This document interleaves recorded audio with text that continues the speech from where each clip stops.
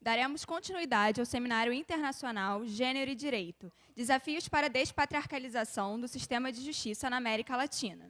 Neste momento, assistiremos a um recital da professora Salete Maria da Silva, denominado Maria da Penha, 12 anos de uma lei original.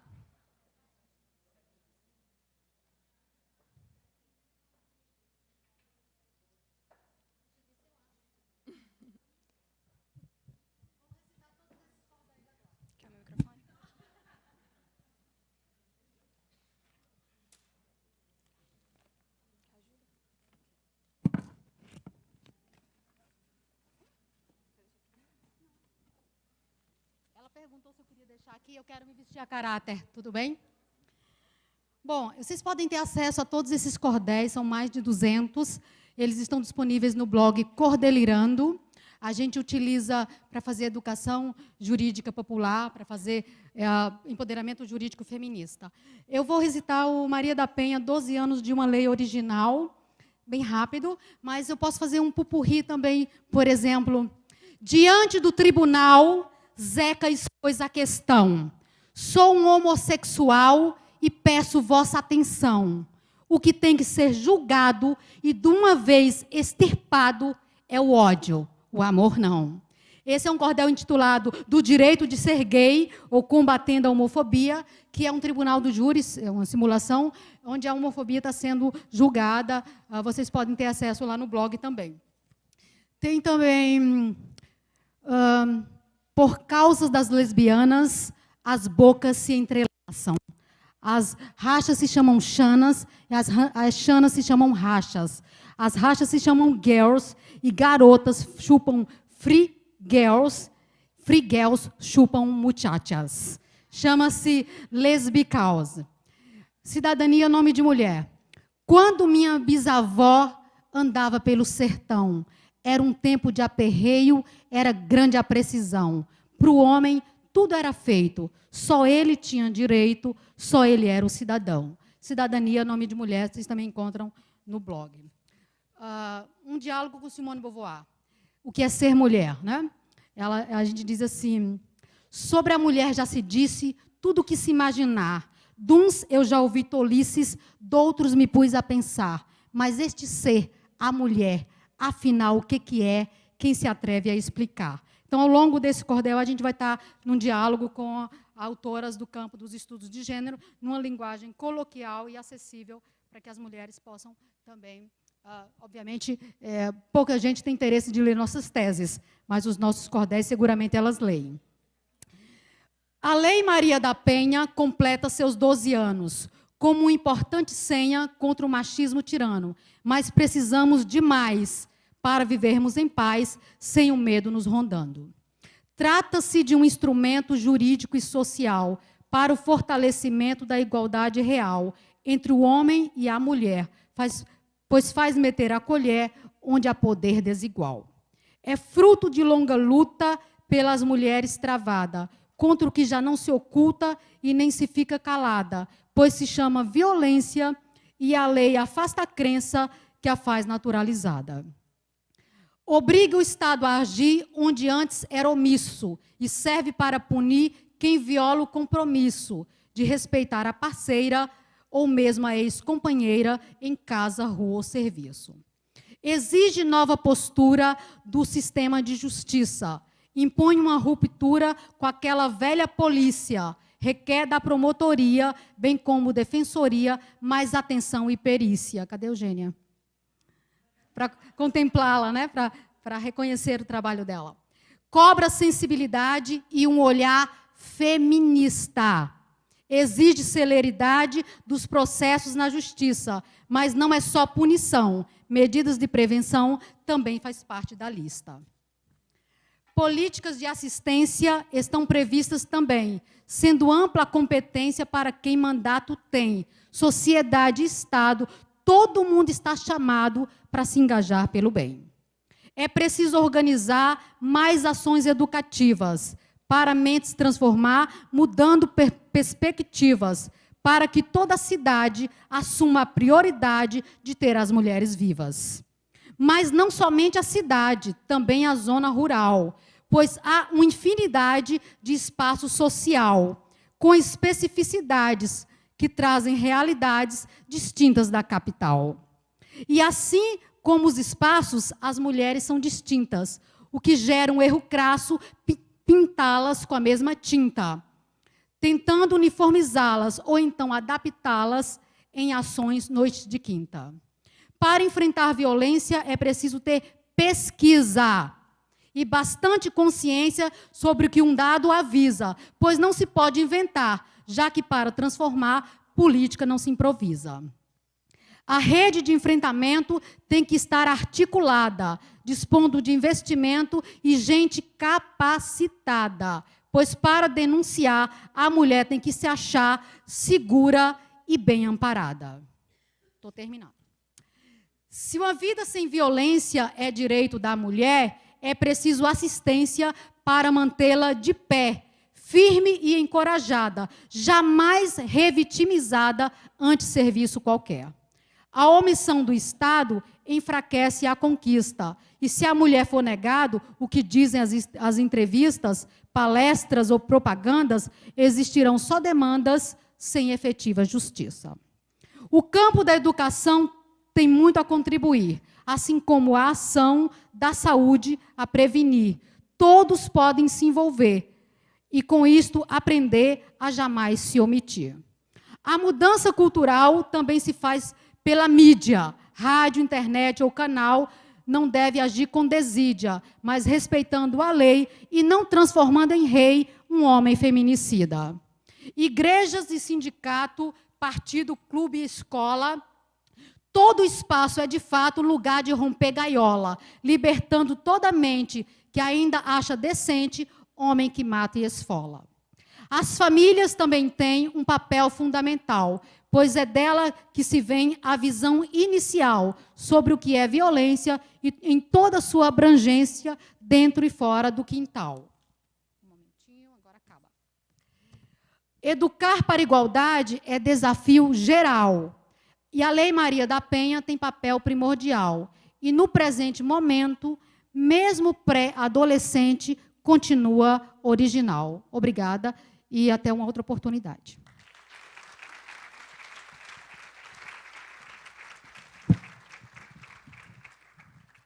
Neste momento, convidamos para coordenar o 5º painel, que tem como tema Sexualidade e Identidade de Gênero no Sistema de Justiça, o excelentíssimo senhor desembargador André Gustavo Correia de Andrade, do Tribunal de Justiça do Estado do Rio de Janeiro e professor da EMERGE.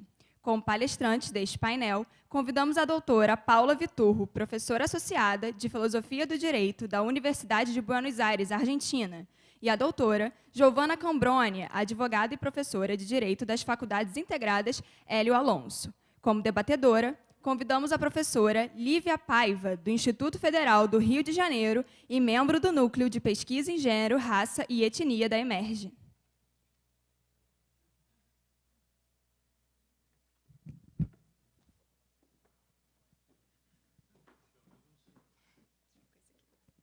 Muito obrigado.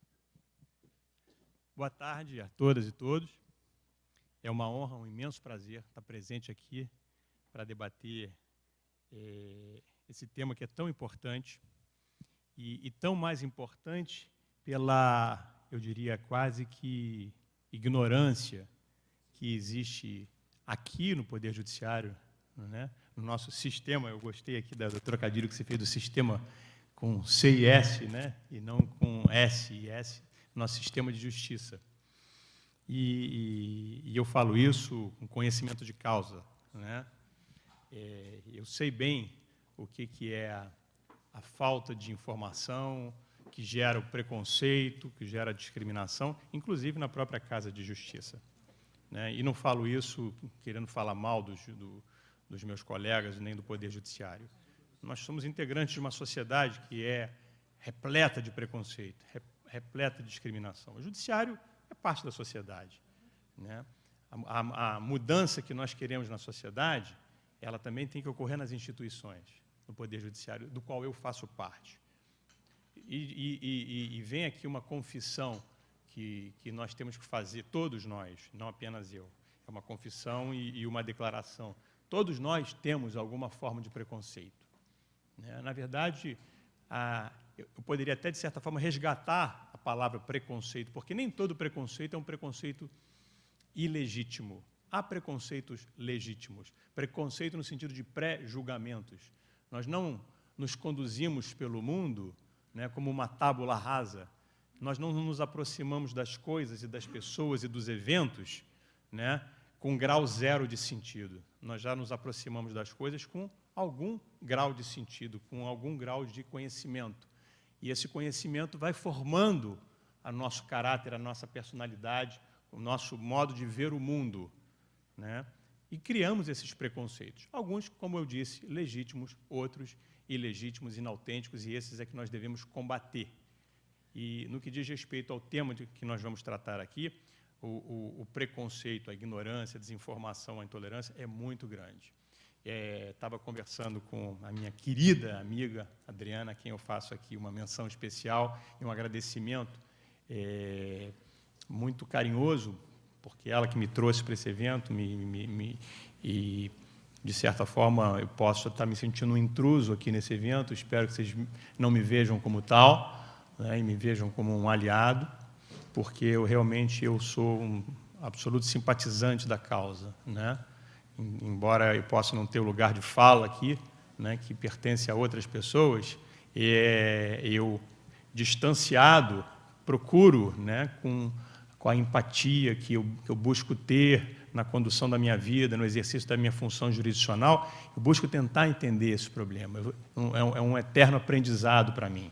Eu já participei de outros eventos em que se discutia, por exemplo, a questão da violência contra a mulher. Imagina, eu falar sobre violência contra a mulher. Mas eu acho que é importante, porque, afinal de contas, vocês falarem para vocês mesmos, não sei até que ponto isso é eficaz. Temos que falar para todos, né? Que todos estamos juntos, né? Todos formamos a sociedade. Não podemos ficar estratificados. A ideia exatamente é desestratificar, para que um dia, quem sabe, nós possamos estar juntos, né, irmanados em relação a tudo que diz respeito ao humano, ao indivíduo. Eu começo aqui, então, para ilustrar tudo isso que eu falei, com um caso que nós julgamos há não muito tempo, e que é um caso que me fez ligar para a Adriana, não por mim, porque eu estava conversando com um colega que ia julgar esse caso, que dizia respeito a um transexual que pedia que houvesse a mudança no registro civil. E ele não tinha feito a operação de transgenitalização, de mudança de sexo, mas ele queria, desde logo, que fosse alterado o registro civil, porque ele já se colocava socialmente, já se colocava no mundo, né, como uma pessoa do sexo feminino. Embora originariamente tivesse nascido do sexo masculino, ele já se colocava socialmente como uma mulher, né? Ela. E aí, um colega, não vou botar nomes aqui, até porque não estou julgando, estou querendo narrar um caso para ilustrar bem a situação, as dificuldades com as quais nós nos deparamos. Um colega tendo muita dificuldade de aceitar aquela ideia. E lá pelas tantas vêm os argumentos mais pitorescos. Um deles fala assim: imagine que reconhece-se que, então, é mulher. Altera-se, inclusive, no registro civil. Daqui a pouco, entra no banheiro feminino. E não fez a operação. E, de repente, me desculpe falar, bota para fora o dito cujo, carcará sanguinolento lá. Imagina, sua filha está lá. Aí eu falei, só um instantinho. Em que mundo você vive em que se entra no banheiro feminino e bota-se para fora alguma coisa? Você é no banheiro masculino, que tem um equipamento sanitário próprio para isso. No banheiro feminino, você entra numa cabinezinha, fecha a sua portinha e vai fazer o que você tem que fazer. É mesmo, não tinha pensado nisso. Quer dizer, até ignorância nesse tipo de coisa cotidiana existe e serve, digamos assim, de munição para argumentos tolos e bobos. E o colega, um colega de absoluta boa-fé, uma pessoa do bem, um humanista, etc. e tal, mas é o preconceito. É a dificuldade que o ser humano tem com o novo. O novo assusta, né? O novo que, na verdade, não é novo, o novo que é velho, mas é novo para algumas pessoas, é o novo para aquela pessoa, para aquele indivíduo. Exatamente. Então, esse tema é muito importante, temos que fazer esse tema replicar, ele tem que voltar, não é num evento que nós vamos encontrar soluções, ou entendimentos, ou consensos. Isso aqui tem que ser replicado, isso tem que ser cada vez mais discutido, debatido, e eu espero sempre poder estar presente, né, e de alguma forma colaborar e aprender com vocês e com as pessoas que são trazidas, pessoas que vêm de fora, palestrantes estrangeiros que vêm fazer esse intercâmbio que é tão precioso para nós. Tá? Bom, como eu não sou palestrante, já falei demais, eu vou passar a minha função verdadeira, que é de moderador aqui e de apresentador. Eu vou apresentar, então, nossa primeira palestrante, a professora doutora Paula Viturro, que é professora adjunta do Departamento de Filosofia e Direito da Universidade de Buenos Aires. Foi trazido um breve currículo dela, que eu vou ler rapidamente. A professora Paula Viturro é advogada, investigadora e docente. Desde o ano de 2005 a 2012, né, ela coordenou a área de tecnologia de gênero do Centro Cultural Rector Ricardo Rojas, da Universidade de Buenos Aires. Nessa área de desenvolvimento, ela, nesse marco dessa área, desenvolveu El Terre, um projeto de capacitação em técnicas periodísticas para pessoas travestis, transexuais e transgênero. O mesmo foi declarado de interesse cultural e social pela legislação portenha da cidade autônoma de Buenos Aires e ganhou um prêmio Lola Moura na categoria Imprensa Alternativa pela Direção-Geral da Mulher do Governo da cidade de Buenos Aires. Desde o ano de 2011, ela atua ainda como palestrante no ciclo Gênero e Identidade, a diversidade no Cine, no canal Encuentro. Em 2003, organizou o primeiro foro latino-americano Cuerpos Ineludibles, diálogo a partir das sexualidades na América Latina, com financiamento da Global Foundation for Women e de Rivos. Em 2004, compilou a obra Cuerpos Ineludibles, um diálogo a partir das sexualidades na América Latina. E tem participado em numerosos congressos referidos às identidades de gênero na Argentina, no Uruguai, Brasil, Espanha, e proferiu múltiplas palestras em cursos de graduação, pós-graduação, relacionados com a sua especialidade nas universidades de Buenos Aires, Palermo, de Tela, Popular de Plaza de Maio, Federal da Paraíba, Brasil. Então, vemos que temos aqui uma palestrante mais do que qualificada, a quem eu passo o microfone. Obrigada.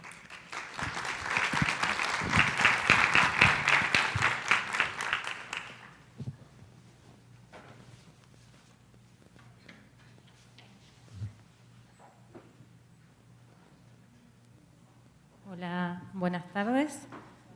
Antes de comenzar, quería explicarles que voy a hablar aquí parada porque no sé qué hacer con mis brazos y mis piernas ahí. No soy presentadora de televisión y me siento más cómoda aquí parada, como, bueno, no sé, estoy más tapada. En primer lugar, quería agradecer profundamente la invitación a participar de este congreso que es tan significativo por muchas razones, así que especialmente a la jueza Adriana Ramos de Melo, que me ha invitado. No nos conocíamos, pero fue un placer, y así que le agradezco su confianza en las amigas comunes que seguramente nos pusieron en contacto, y agradezco también a todas las instituciones organizadoras de este evento tan importante, de los que por desgracia últimamente no tenemos tantos en América Latina y probablemente tengamos menos en un futuro inmediato, así que siempre es buena una posibilidad de intercambio, y en el marco de instituciones que suelen ser hostiles, como son los poderes judiciales. Así que bueno, antes de seguir con lo que tengo que hacer aquí, que es dar una exposición, quería agradecer al coordinador, presentador, y a mis compañeras de panel. Un gusto conocerlas en esta instancia y compartir estas palabras. Bueno, ahora sí voy a arrancar. Lamentablemente mi portugués no es lo suficientemente bueno para dar mi conferencia en portugués, y además valoro mucho el trabajo de traducción, que suele ser precarizado e improvisado, así que aprovechando que tenemos profesionales que se ocupan de esa tarea, creo que lo más fructífero para nuestro intercambio es aprovechar esa oportunidad que no siempre está. Así que eso también es algo que agradezco a la organización. Bueno, pensé mucho qué decir en esta oportunidad. Hay algo que en ese currículo que tan gentilmente prepararon y leyeron que no dice, que es mi identidad más importante cuando en estos temas, es que yo soy militante feminista. Desde hace muchos años en el movimiento sociosexual de la ciudad de Buenos Aires, donde nací, me crié y vivo y trabajo. El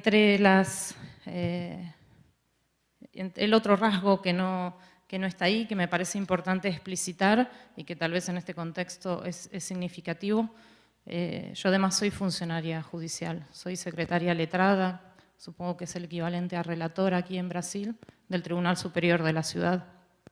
Por lo tanto, y hace 20 años que trabajo en esa tarea, así que conozco de primera mano las dificultades que tenemos en los poderes judiciales, aún en ciudades que parecen progresistas como la ciudad de Buenos Aires. Me parece que esa es la imagen que la ciudad da internacionalmente. Así que, bueno, además es muy emocionante hablar en esta ciudad, en este contexto. Así que, bueno, desde ese lugar, así que diría, soy una especie de malinche, ¿no?, entre lugares altamente institucionalizados y el feminismo de la calle. Entonces, voy a hacer una aclaración previa porque me parece que el título de la mesa es muy atrapante, pero ¿por qué presuponer que todas y todas sabemos de qué estamos hablando? Vieron que la mesa, como bien señaló nuestro coordinador, habla de sistema de justicia con C, no con S. Eso refiere al orden que instaura a los cuerpos y los clasifica en función de su identidad de género.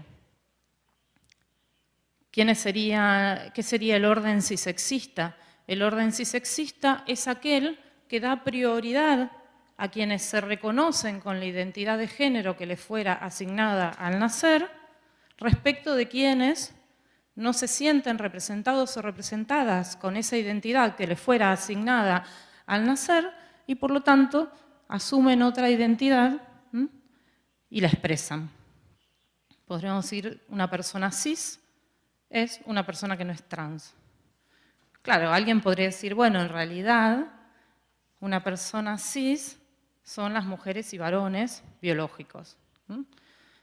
Ya vemos que hay como una primera dificultad y me parece que a partir de esta primera dificultad me gustaría volver a una gran pregunta que supongo que todas y todos están haciendo en este tiempo, en el mundo, no particularmente en Brasil, en los contextos globales, regionales, nos ponen frente a una coyuntura histórica que es de un resurgimiento de neoconservadurismos, bueno, un resurgimiento fuerte de expresiones neoliberales en la economía, que eso ya lo conocíamos. Un país como Argentina, en los 90,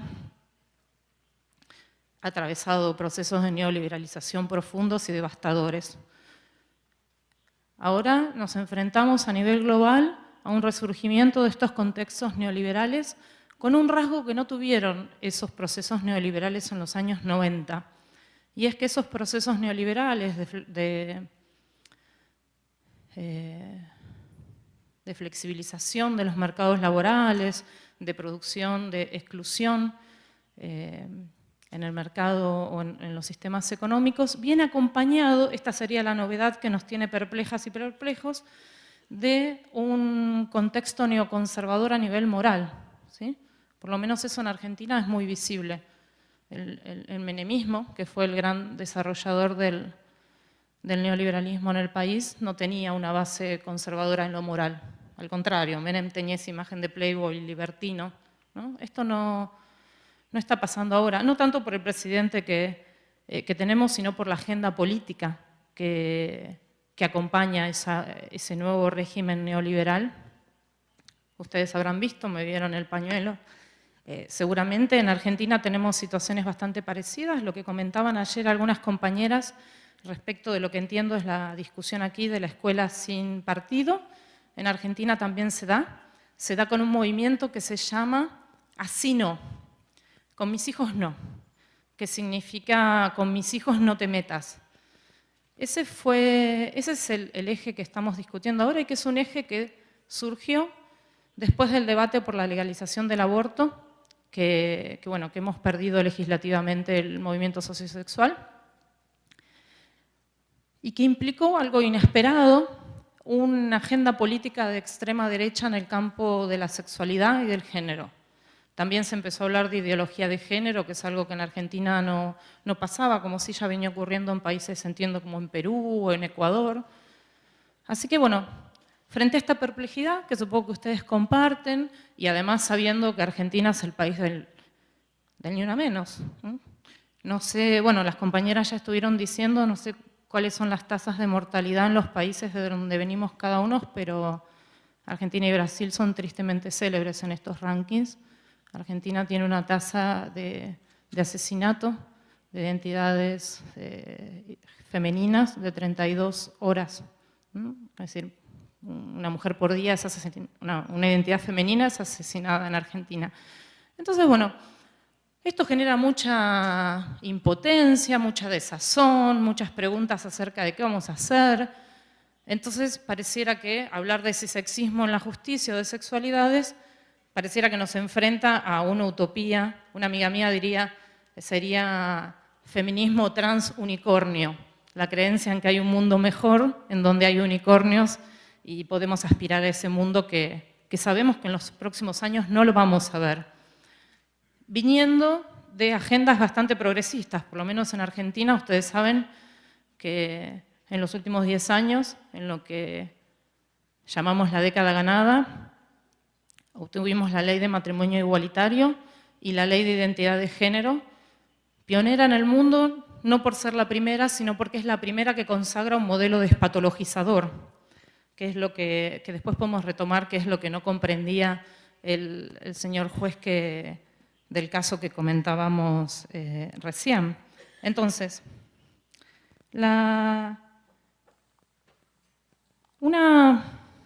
ese es el punto que me gustaría abordar. Bueno, ¿qué hacemos frente a este panorama, ¿no? Este panorama en donde sabemos que a duras penas la diversidad de género y la diversidad sexual es visibilizada en los tribunales, sabiendo que tenemos contextos en donde a su vez tampoco hemos podido avanzar tanto respecto de la violencia hacia las mujeres y de las mujeres cis y demás.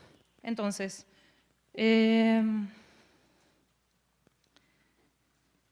¿cómo sabemos que no vamos a poder ampliar agendas emancipatorias, pero sí podemos ordenar algunas cuestiones que yo he aprendido en la práctica? No lo dije antes, lo voy a decir porque este también constituye el lugar desde el cual hablo. Dentro de mi militancia feminista, yo he trabajado dentro del grupo en el que yo milito, bueno, ahora el grupo está desarmado, pero dentro de mi militancia teníamos compañeras travestis militando en nuestro grupo. Sigue habiendo un gran debate en el feminismo respecto de si las compañeras travestis pueden formar parte o no del movimiento feminista. Nosotras dijimos que sí. Eso, de hecho, es una discusión saldada.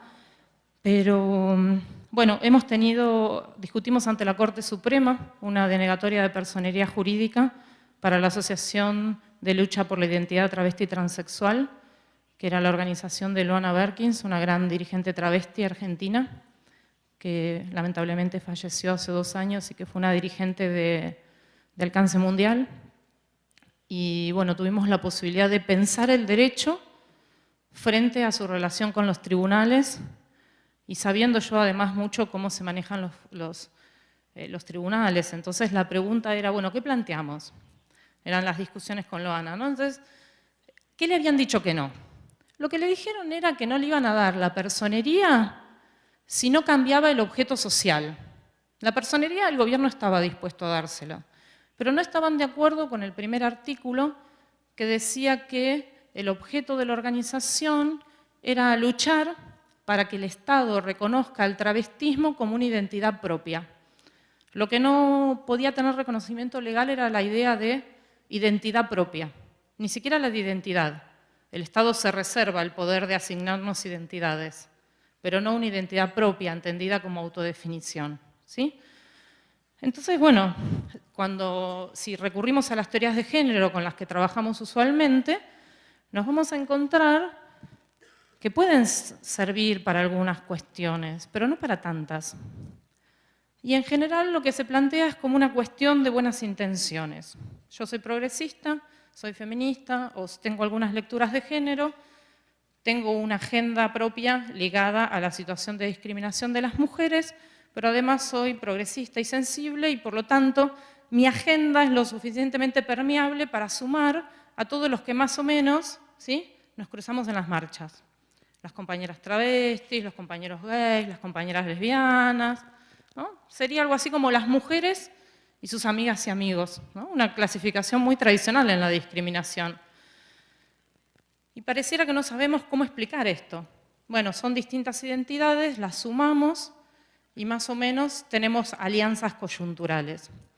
Yo creo que ese es un punto importante para retomar y ahora que estamos en la retaguardia y en la resistencia podríamos tomarnos un tiempo para pensar si esta es la mejor estrategia para acabar con la discriminación en materia de diversidad sexual, o por identidad de género, o aún la discriminación tradicional, tal como la entiende la hegemonía académica en torno de los estudios de género, de la discriminación contra la mujer. ¿Cuál sería la estrategia que deberíamos tomar para enfrentar esta situación, teniendo en cuenta que ahora resurgieron todos estos...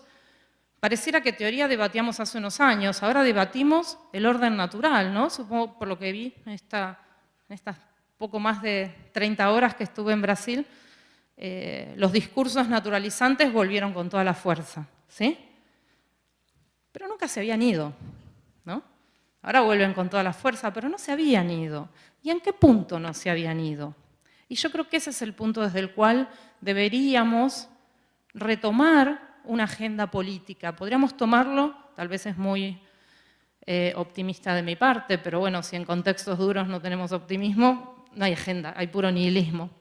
Entonces, podríamos retomar ese punto, ¿no? El punto en el cual lo que tenemos que debatir hoy es nuevamente la noción de naturaleza, ¿sí? Y acá sí pienso más como profesora de filosofía del derecho, ¿no? Cuando a las alumnas, los alumnos en Argentina, en las facultades de Derecho, teoría general del derecho es la materia de filosofía. Y se enseña en primer año. Chicas y chicos que vienen con alguna idea acerca del derecho, se enfrentan con esta materia en donde no ven leyes, donde leen libros muy antiguos, en donde hay que explicar qué está pasando, y siempre ahí parece que hay un relato evolutivo. Durante 18, 19 siglos tuvimos al iusnaturalismo, que eran todos los movimientos que pensaban al derecho como un derecho que tendría que reflejar un orden moral, establecido por alguien.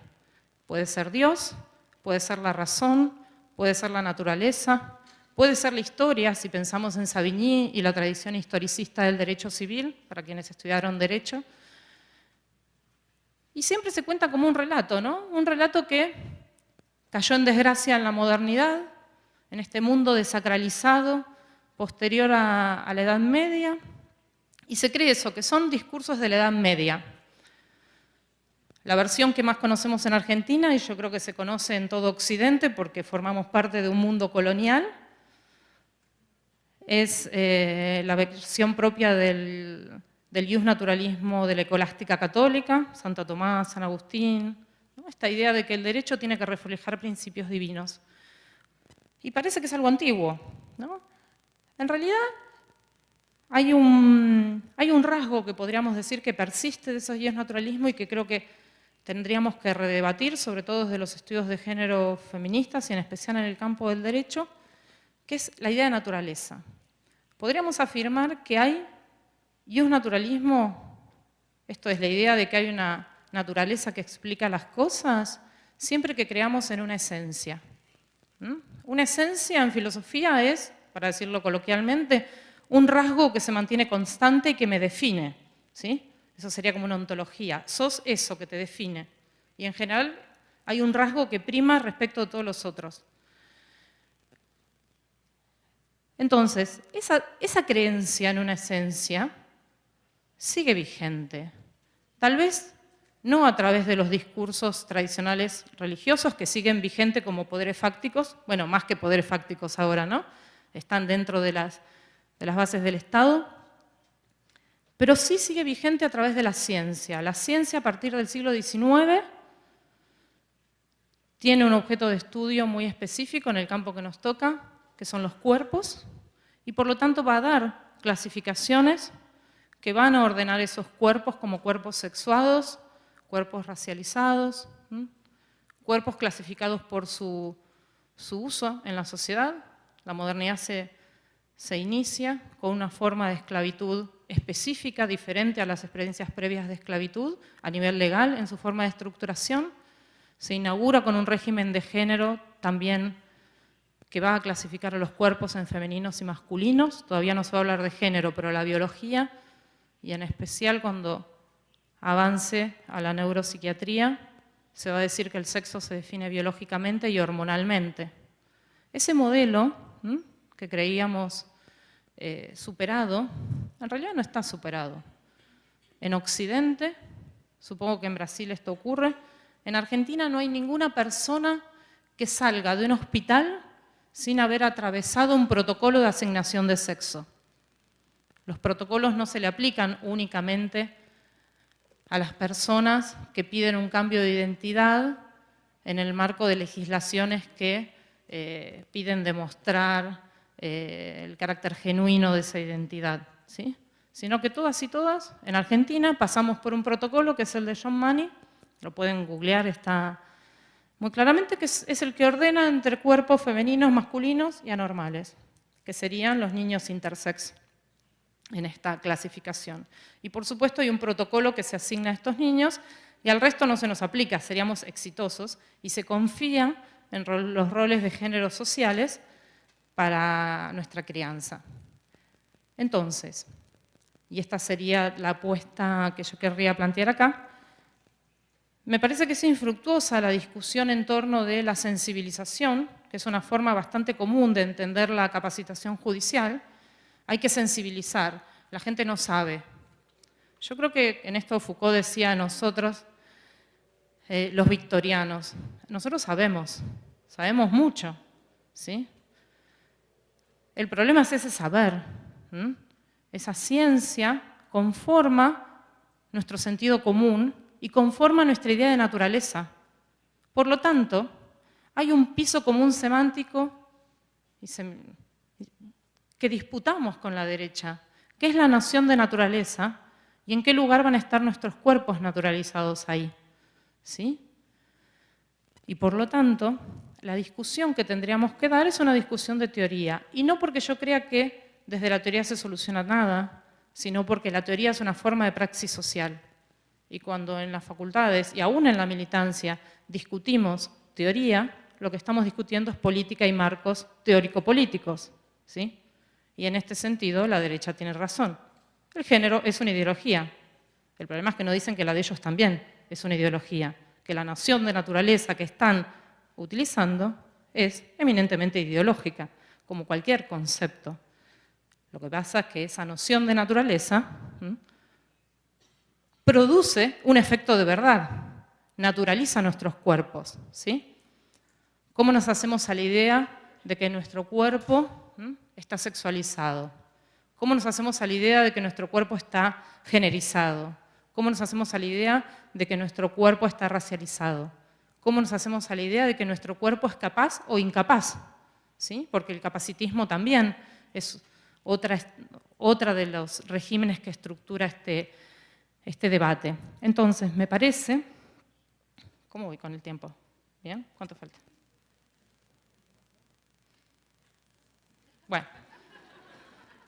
Bueno, voy a intentar igual no excederme de 10 minutitos más porque yo sé que sería un abuso a su paciencia. Estamos hace mucho tiempo aquí y faltan todavía grandes exposiciones. Pero bueno, lo que deberíamos discutir es ese campo convertir a la naturaleza o llevar el concepto de naturaleza a su ámbito de discusión por excelencia, que es el teórico político. Disputar ese concepto de naturaleza. ¿Por qué? Porque si no caemos en una trampa, que es la trampa identitaria. Hay un núcleo duro de la naturaleza que es conformado por lo que en los estudios de género llamamos el sistema sexo-género, la explicación hegemónica, esta idea según la cual los cuerpos se ordenarían en femeninos y masculinos, esto es la biología, de hecho el feminismo hegemónico va a decir que esto es así, que hay una biología, y por lo tanto si hay una biología hay un orden natural. El orden natural ya sabemos cómo es, produce fatalidades, ¿o no? Y el derecho simplemente ahí se plantearía como una herramienta para corregir la fatalidad de la naturaleza. Entonces, un orden biológico que a partir de los estudios de género, las teorías feministas, se reflejaría en roles de género. Acá tendríamos ya una primer continuidad entre una base biológica y una base social, si se quiere. Es lo que comúnmente, como les decía, se llama sistema sexo-género. Lo que en general no ponemos sobre la mesa, no sé si mis compañeras van a coincidir en esto, lo que no ponemos sobre la mesa es que el derecho no nos pide solo esa coherencia, nos pide otra coherencia, nos pide dos coherencias más, o tres. Nos pide no solo que nuestra identidad, que nuestro género refleje nuestro sexo, ¿sí?, sino que además nos pide que nuestra sexualidad refleje una continuidad de lo que se espera de nosotras. Si tenés un sexo femenino, se espera que tengas una identidad de género femenina y se espera además que tu deseo, ¿sí?, sea un deseo por el sexo o el género opuesto, ¿sí? Por lo tanto, ya nos está pidiendo una triple coherencia entre sexo, género y orientación sexual. Pero no es lo único que nos pide. Nos pide además una coherencia en la forma en la cual expresamos esa identidad de género y esa sexualidad. ¿Sí? Esto es, podés ser una mujer cis, heterosexual, pero no muy masculina. Podés ser una mujer cis, heterosexual, pero que no ande reivindicando una sexualidad libre. De hecho, el aborto sigue prohibido en Argentina, por poner un ejemplo. Y va a poner sanciones sobre esto. Las peores sanciones, ¿quiénes las van a llevar? Quienes estén cada vez más lejos de ese núcleo duro de coherencia que se espera. ¿Sí? ¿Qué pasa cuando tu identidad no se corresponde, tu identidad de género no se corresponde con ese cuerpo o con la forma en la cual la ciencia describe ese cuerpo? Y esto es lo que hay que romper, esa idea de una naturaleza. Lo que hay es un esquema explicativo científico. ¿Sí? Entonces, ¿qué pasa cuando esas coherencias no se dan? Bueno, en Argentina es muy claro lo que pasa. El único grupo poblacional, por tomar estas palabras horribles de la demografía, el único grupo social que tiene una expectativa de vida de máximo de 35 años es el colectivo travesti. No hay ninguna otra población que tenga esa expectativa de vida, ni siquiera las poblaciones indígenas, las que han logrado sobrevivir al exterminio. No hay ningún otro grupo. Eso es un dato objetivo del precio de no cumplir con esa coherencia. Nuestros países, acá sí tal vez el ejemplo no sea Argentina, pero pensemos en el caso de Zamudio en Chile, un chico que fue cruelmente asesinado en un crimen de odio. Pensemos en Karen Atala, y voy a hablar un poco de Karen. Saben que Karen Atala es una jueza chilena que fue a la Corte Interamericana porque ella se separó de su marido y formó una pareja con una mujer, y el marido le litigó para que no le dieran la tenencia de sus hijas, la más chica de las cuales era muy pequeña, todavía no decía mamá. Y el caso de ella es muy interesante, no voy a hablar del caso porque es un caso famoso del sistema interamericano que pueden consultar, pero hay un rasgo, yo soy muy amiga de Karen, y hay un rasgo que siempre charlamos y que no es puesto en evidencia, y me parece que en esta charla de hoy es otra punta que me gustaría deslizar para que lo pensemos, que es la de la visibilidad. Ella es jueza, sigue siendo jueza, ¿sí? En paralelo al juicio de tenencia de sus hijas, que se las sacaron y las mandaron a vivir a la Patagonia con el padre, y si es por hablar de interseccionalidad, un destacado abogado en derecho indígena, ¿no? Por lo tanto formaba parte del movimiento de derechos humanos, hubo un juicio de superintendencia, ¿sí? El Poder Judicial disciplinó a las juezas y los jueces de Cámara que inicialmente habían fallado en favor de la tenencia compartida. Este no es un dato menor para pensar cómo se organizan o cómo responden el Poder Judicial cuando no se cumple con todas estas expectativas, ¿sí? Porque también lo que tenemos que discutir es si la sobrevivencia se va a dar por asimilación. Seguramente hay muchos colegas, gays, lesbianas, en los poderes judiciales. De ahí a que se sepa, ¿sí? A que se pueda decir el costo de la asimilación, el costo de no poder expresar un plan de vida, ¿m? Tiene que ver con este modelo. Entonces, para no abusar del tiempo, yo recapitulando, yo diría que si tenemos que pensar cómo abordar estas problemáticas al interior del Poder Judicial, deberíamos permitirnos, más que la coherencia, la incoherencia.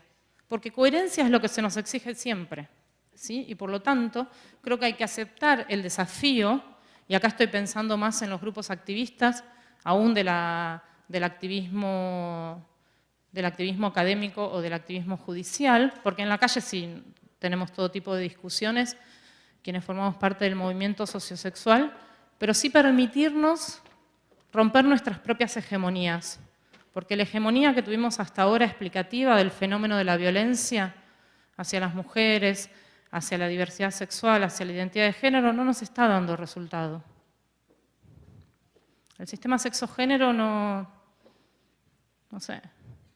Y no nos está dando resultado no porque no lo sepan o no lo lean, ¿sí? Quienes violan derechos, ¿sí? No nos está dando resultado porque compartimos bases conceptuales, ¿sí? Que no abordan el problema de la naturalización.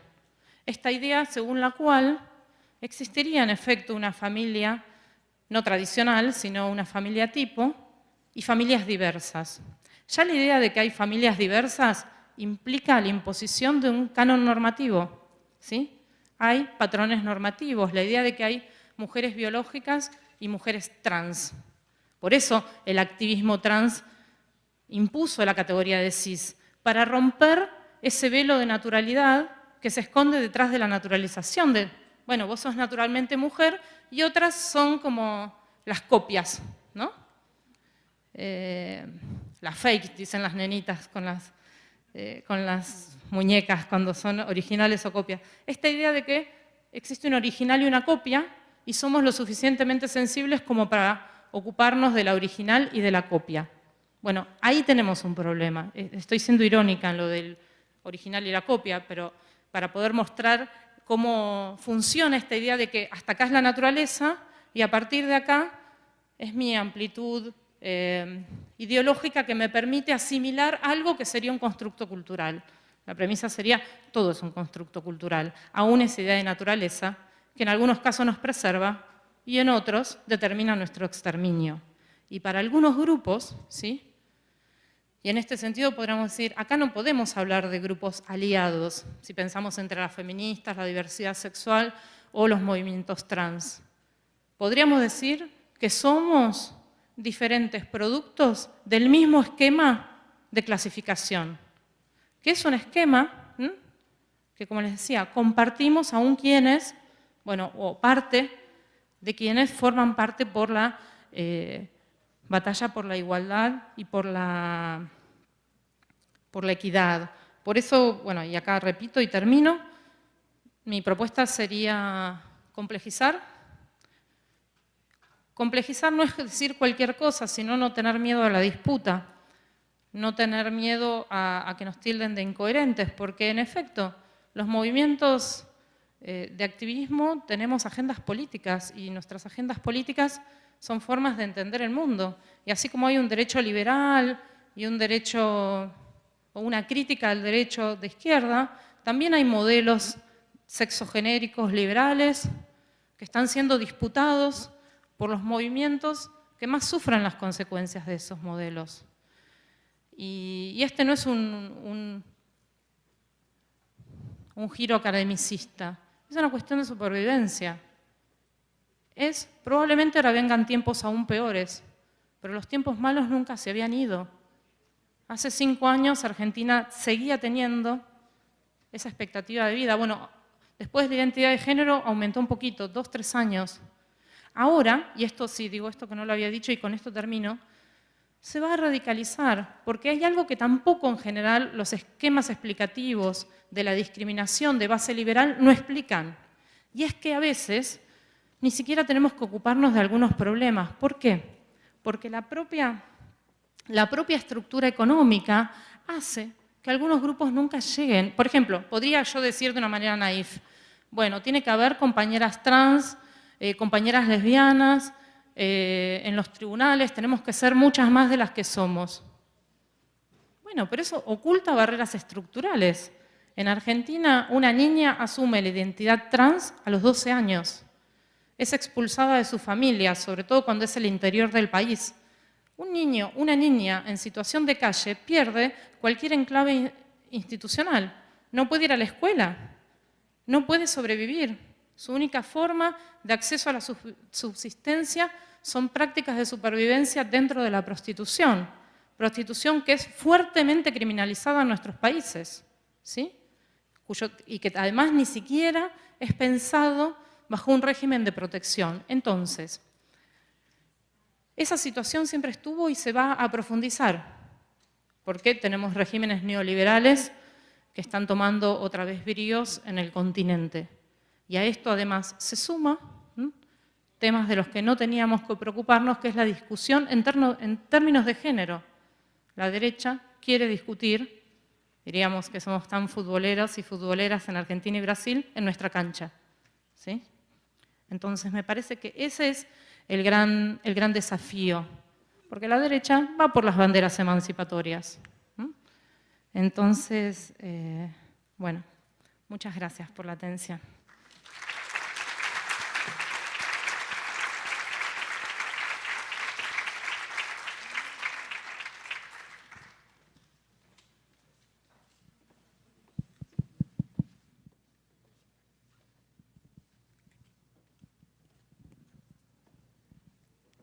Muito obrigado, professora doutora Paula Viturro.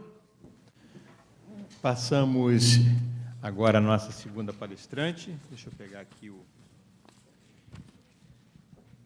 nosso currículo. Vamos agora ter uma palestra, vai ser proferida pela professora Giovana Cambroni.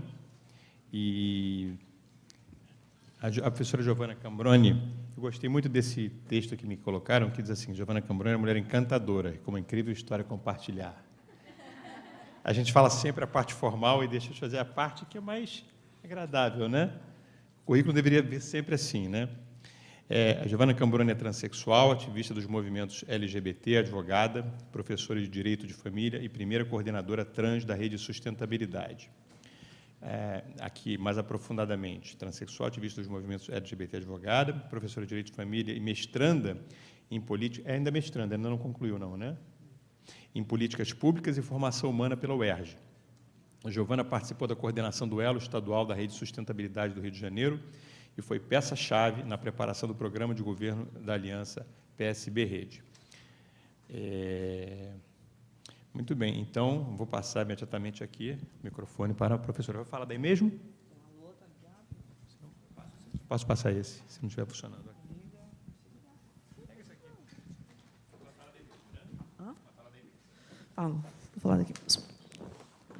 Foi bondade... Nossa, está alto. Foi bondade colocar esse currículo aí, que foi escrito por um amigo meu. Metade disso aí já está defasado. Mas muito obrigada pelo convite para participar desse evento aqui hoje.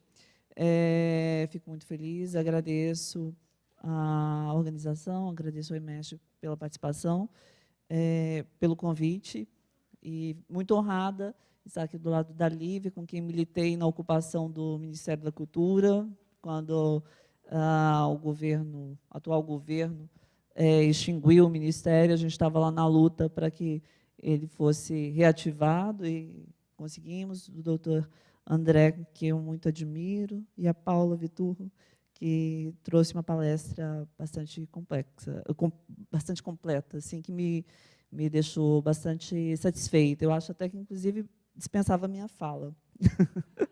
Né? Boa tarde. E fiquei muito feliz que o evento ele utiliza o neologismo, né, de sistema, correlacionando essa ideia de sistema com a cisgeneralidade, né?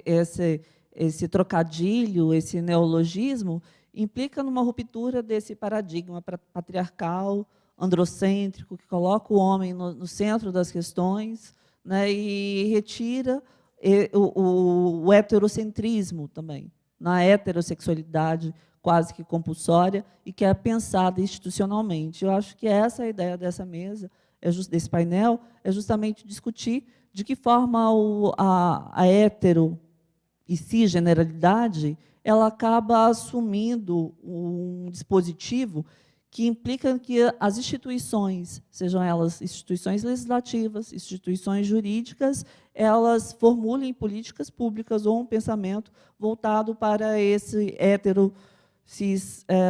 para a heterocisnormatividade, né? E exclua, de certa forma, as identidades que são divergentes, as identidades que fazem parte da comunidade sexo-diversa.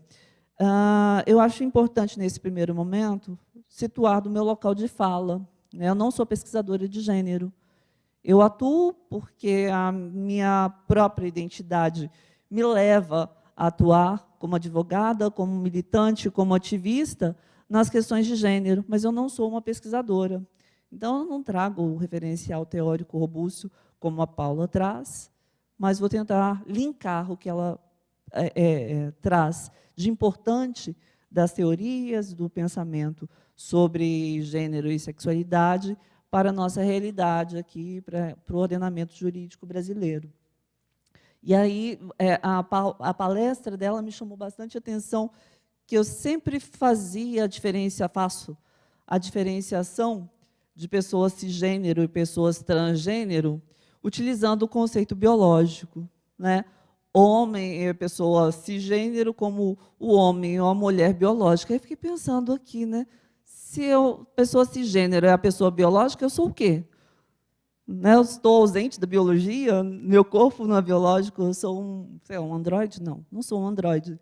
Né? Mas é assim que a sociedade nos trata, normalmente, fetichizando o nosso corpo ou transformando o nosso corpo como algo não natural.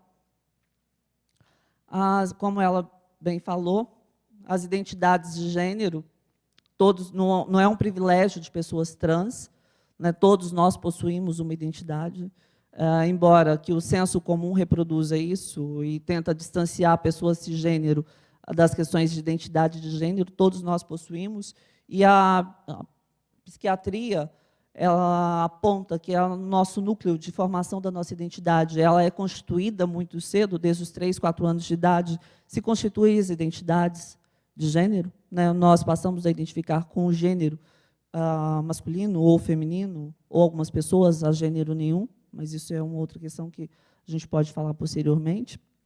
Então, todos nós temos. O que nos diferencia é que algumas pessoas não possuem uma identidade que se relaciona com o sexo atribuído, o sexo biológico, que atribui compulsoriamente um tipo de comportamento, uma expressão de gênero. Né? A sociedade ela determina compulsoriamente o comportamento que os meninos vão adotar, ou como as meninas vão ser. Já precocemente, desde o pré-natal, quando se identifica o sexo biológico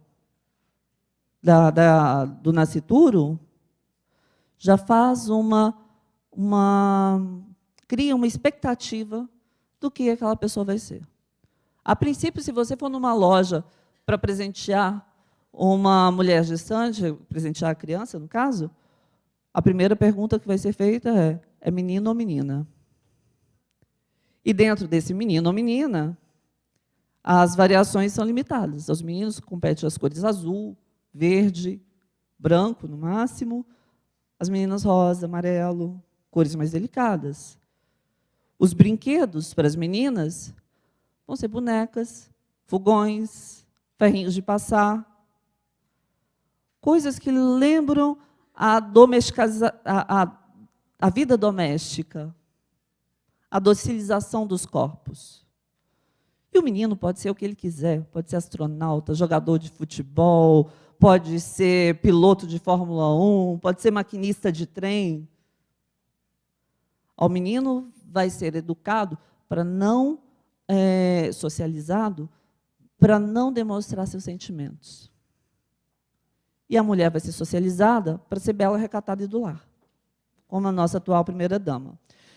Então, as expressões de gênero, elas acabam sendo ensinadas, e nós somos socializados de forma compulsória.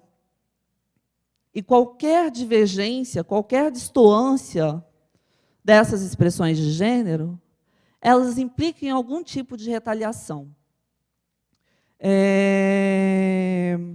E aí, me cabe falar da minha experiência, enquanto mulher trans, que é uma experiência que se repete na vivência de outras tantas mulheres trans. E a Paula trouxe várias dessas experiências. Nesse contexto em que as identidades de gênero elas estão consolidadas na sociedade e as expressões de gênero elas se tornam algo compulsório, uma criança que se manifesta um comportamento diferente, ela vai ser repelida pelos pais. E a família, esse núcleo social primeiro, de constituição dos sujeitos, logo rompe com os laços afetivos. Começa a endurecer, começa a corrigir. Meninos não comportam assim. Meninas não fazem assado. Na escola, e o nosso sistema educacional pedagógico também não está preparado para acolher e atender a diversidade.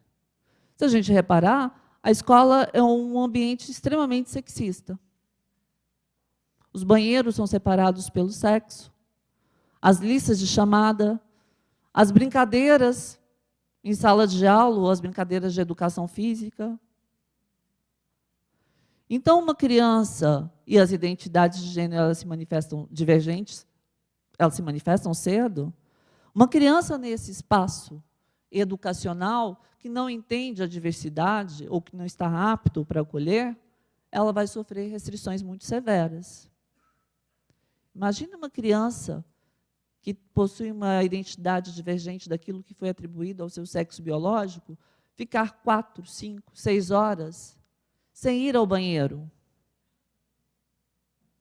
Porque o banheiro destinado a ela é um banheiro que não corresponde à sua identidade. Então, é uma realidade muito presente na vivência de pessoas trans, uma evasão escolar precoce. Normalmente, os relatos da maioria das pessoas é que elas evadem da escola ainda na adolescência. E aí, com o rompimento dos laços afetivos, da família que deveria acolher a diversidade, com o modelo pedagógico que não acolhe essa diversidade, o único lugar que cabe a essas pessoas é a prostituição. Porque é lá, na calçada, que estão as outras iguais, que vivenciaram esses momentos e essas experiências também. Segundo uma pesquisa realizada aqui no Rio de Janeiro, 90% das pessoas trans, elas vivem da prostituição. E aí, isso implica que não, a gente precisa discutir a prostituição, sem o véu da moral, sem querer tapar o sol com a peneira. Mas implica que a prostituição para pessoas trans é um meio de vida compulsório. Nenhuma população estigmatizada ou vulnerabilizada, teve a prostituição como o único meio de vida. E dentro da prostituição, de forma marginal, já que a prostituição, como Paula falou, é um ambiente que as pessoas são levadas compulsoriamente para ela, estão sujeitas a todo tipo de violência. A violência que é praticada contra o próprio corpo, já que o sistema de saúde também não atende, as pessoas trans, quando querem, precisam modificar seus corpos para atender a sua identidade ou para se sentirem melhor, elas precisam recorrer a métodos invasivos, praticados por pessoas que não são profissionais competentes, utilizar a automedicação para se hormonizar, porque profissionais médicos e endocrinologistas não atendem nos processos de hormonização, se submeter a procedimentos de injeção de silicone industrial. É aquele silicone utilizado para carro e avião, para modificar o corpo. E todas essas violências físicas, que são as mais fáceis da gente identificar, porque deixam marcas, ou as violências institucionais e simbólicas, reduzem a expectativa de vida, que Paula falou também, é de 35 anos. É a menor expectativa de vida de um grupo populacional, mesmo até dos indígenas. E aí, a morte precoce, quando não são vítimas de homicídio, e os homicídios de pessoas trans são claramente crimes de ódio, e quando eu falo claramente, é porque são múltiplas facadas, múltiplas pauladas, corpos mutilados, corpos incinerados. E isso não é só um homicídio. Ali traduz um crime de ódio, mais que um crime de ódio contra aquela vítima. Ali deixa um recado, que essas pessoas, elas não são bem aceitas na sociedade. É um recado que o homicida deixa, de que nós não toleramos essa diferença. Esse corpo é um corpo abjeto. Esse corpo é uma aberração. Esse corpo não vai ser permitido alcançar nenhum espaço nessa sociedade. E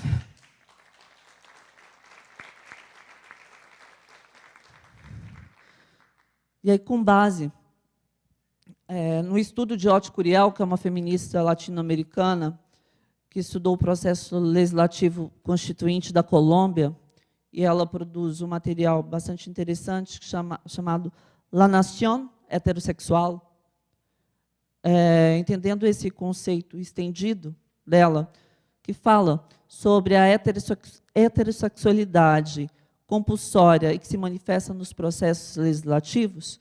Se ampliarmos esse conceito da nação heterossexual, a gente pode compreender que a nação também ela é uma nação cisgênero. Então, eu tendo a usar esse conceito como a nação heterocisgênero.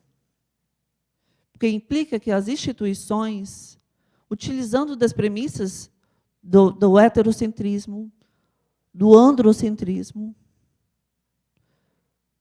praticados ou constituídos hegemonicamente, se manifestam nessas instituições.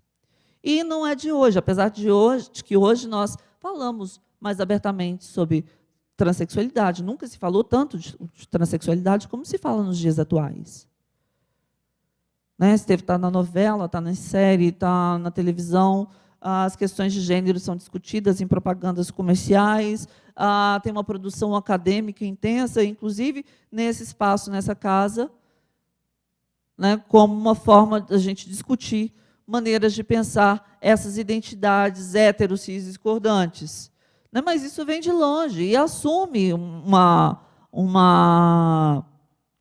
ideia de criminalização ou de exclusão de pessoas transgênero ou da transgeneridade há muito tempo.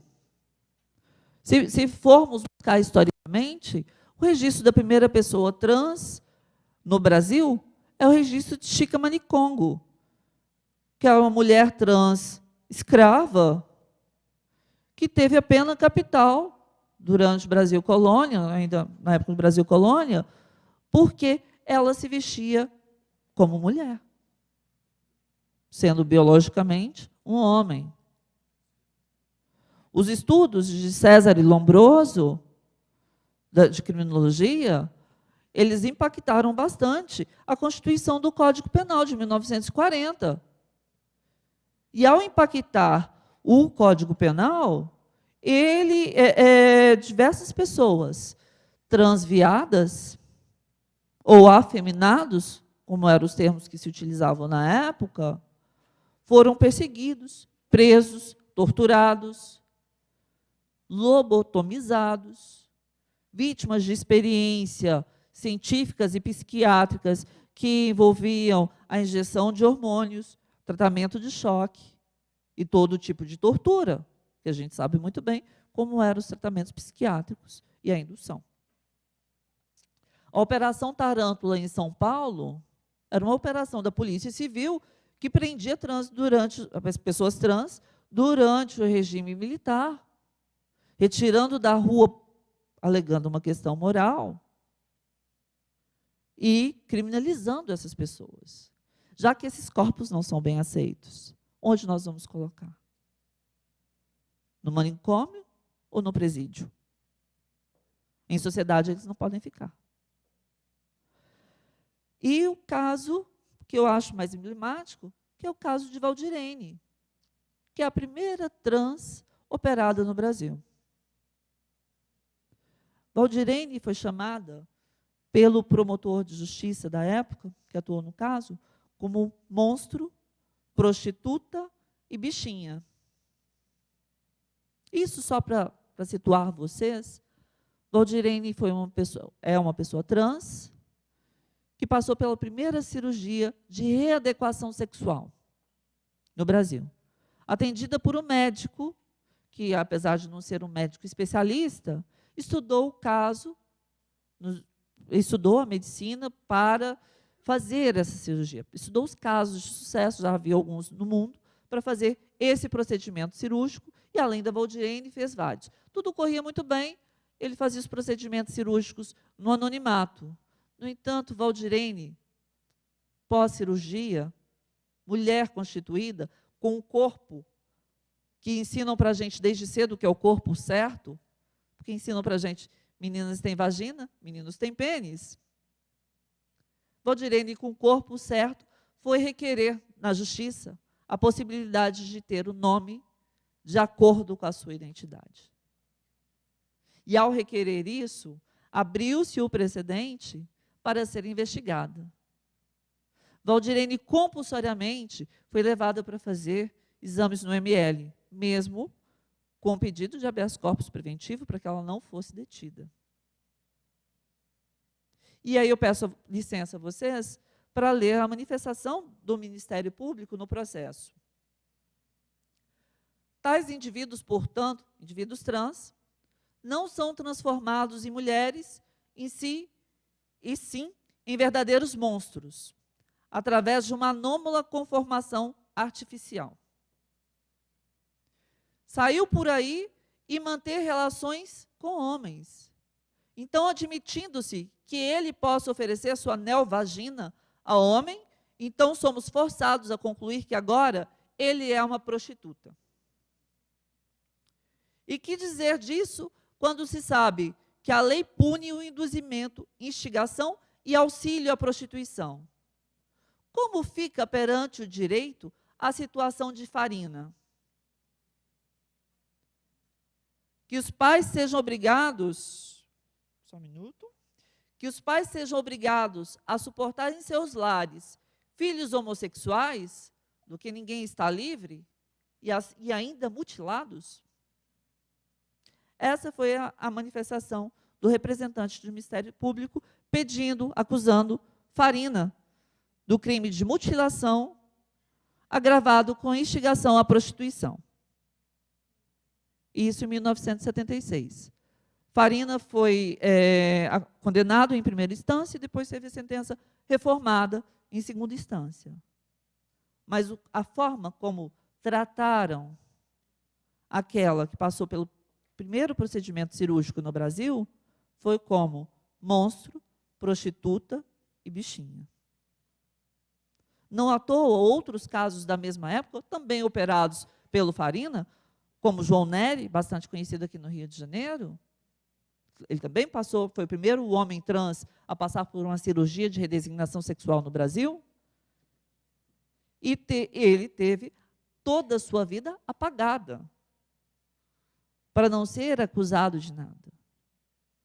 Ele assumiu uma nova identidade, com outros documentos, deixando sua formação acadêmica para trás, deixando sua vida profissional para trás, somente pela liberdade de ser. E essa liberdade de ser é o que nós, pessoas trans, procuramos o tempo todo. Desde os processos de requalificação civil, que é onde eu particularmente mais atuo na defesa dos direitos de pessoas trans, que a gente busca ter o nosso direito reconhecido, o direito do nosso nome, do nosso gênero reconhecido no documento, o direito da personalidade. Que a gente poderia reduzir somente ao direito da personalidade, né? Mas é um direito da personalidade que implica a fruição de outros direitos. Implica a fruição dos nossos direitos políticos. Implica a fruição dos nossos direitos sociais, de trabalhar. Implica a fruição de uma série de outros direitos que cada um de nós, pessoas trans, temos e que, no momento atual, nos reconhecemos como sujeitos desses direitos e os reivindicamos.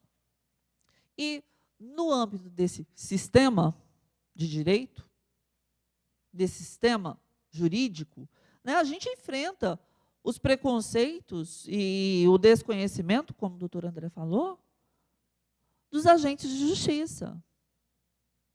Agentes de justiça que, por uma lacuna do legislativo, um legislativo omisso, e essa omissão ela não se dá de forma inconsciente, que não reconhece, através de instrumentos normativos, a possibilidade da pessoa ter a sua identidade reconhecida pela sua condição de ser. E aí, utilizam de mecanismos de patologização, porque, para quem não conhece, a transexualidade era uma patologia, era uma doença. No capítulo de transtornos mentais, até maio desse ano, a gente estava no capítulo de transtornos mentais, de loucas. Tá, como assim, eu acordava de manhã e falava, nossa, estou tão trans hoje, vou tomar meu remédio. Né? Não é um transtorno mental. A gente está junto com pedofilia. Está junto com outros transtornos mentais bastante sérios. Sabe? E utilizava dessa lacuna para reconhecer o direito. E aí, inicialmente, exigia-se, por exemplo, para reconhecer o gênero, que a pessoa tivesse passado por um procedimento cirúrgico de redesignação sexual. Procedimento cirúrgico invasivo, mutilatório, doloroso. Né? E só depois fomos avançando nas conquistas, reconhecendo a identidade de gênero como uma construção social e uma condição do sujeito. Que também não é uma equação matemática, 2 mais 2 são 4, ou seja, todas as pessoas trans vão ser iguais. Não são. Assim como as mulheres cisgênero, elas não são iguais. Assim como os homens cisgênero não são iguais. Porque a gente não pode tratar o ser humano como uma equação matemática de resultado exato. Cada um de nós possuímos elementos muito diversos e muito distintos que compõem a nossa subjetividade.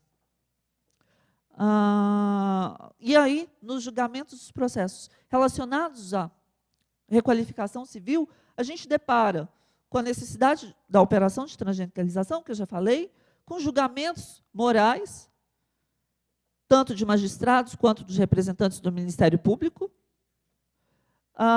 uma preocupação excessiva com a segurança jurídica, já, nem deu aviso antes, vou terminar. Tá? E muitas vezes com a exigência de audiências meramente por curiosidade. Já tive processos que a audiência era para ver a cara da pessoa, ver se ela parecia com mulher mesmo.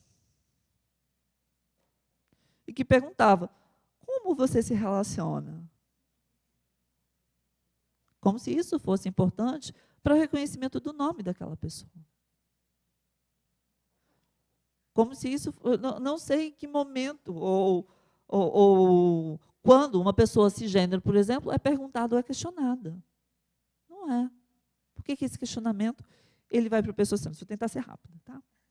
E aí, outras questões que nos afetam é que o sistema jurídico ou não tem resposta, ou está muito longe de nos atender. Né? Apesar da recente conquista do ADIM 4275, que reconheceu a possibilidade de retificação de nome de pessoas trans por processo administrativo, ou seja, direto no cartório, a exigência de uma documentação ampla e extensa impede que a pessoa trans vulnerável, que não tenha recurso financeiro e econômico para acessar esse direito, consiga retificar o nome. E aí transfere a competência do magistrado para o serventuário do cartório, que tem feito inúmeros requisitos, exigências, e encaminhado para o Ministério Público e para o magistrado. Então, o provimento do CNJ, o provimento 73, apesar de ser um avanço, ele não representa ainda esse avanço com uma efetividade de acesso à pessoa à justiça.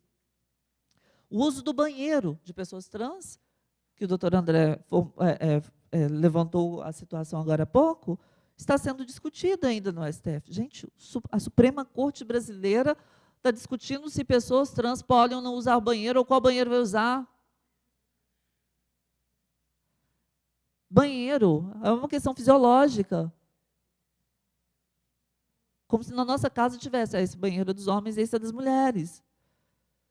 Não tem, é uma necessidade fisiológica. As pessoas entram no banheiro, vão no banheiro, é uma necessidade fisiológica. E aí, enquanto a população LGBT como um todo discute direitos civis, direitos sociais, a gente está discutindo algo que está lá atrás, uma escala de necessidades mesmo. A Paula falou do caso Atala Rifo, e algumas questões, por exemplo, no âmbito do direito de família, o judiciário ou o sistema, ele tem tratado como aberrações ou anormalidades. Pessoas trans que transitaram tardiamente e, porventura, tenham constituído família enquanto uma vivência cisgênero, em relacionamentos heterossexuais, têm perdido guarda de filhos. Simplesmente por terem transitado. E realidades diversas, como homens grávidos. Porque os homens trans, eles possuem a capacidade de gerar. Eles podem engravidar. Seja num relacionamento heteroafetivo ou um relacionamento homoafetivo. E aí, um desafio, para concluir, um desafio importante que a gente precisa pensar nos espaços do judiciário, que apesar de ser um poder que nos garante e tem possibilitado conquistas de direito importantes no cenário cada vez mais conservador, é pensar o nome social dentro do judiciário. TRF 2 já tem uma resolução que possibilita que aquelas pessoas trans que não tenham retificado o nome possam pleitear o uso nos espaços, nas dependências do Tribunal Federal. E os outros tribunais? Não tem nenhuma resolução quanto a isso. E aí eu provoco essa casa para a gente, de repente, pensar junto essa possibilidade. Obrigada.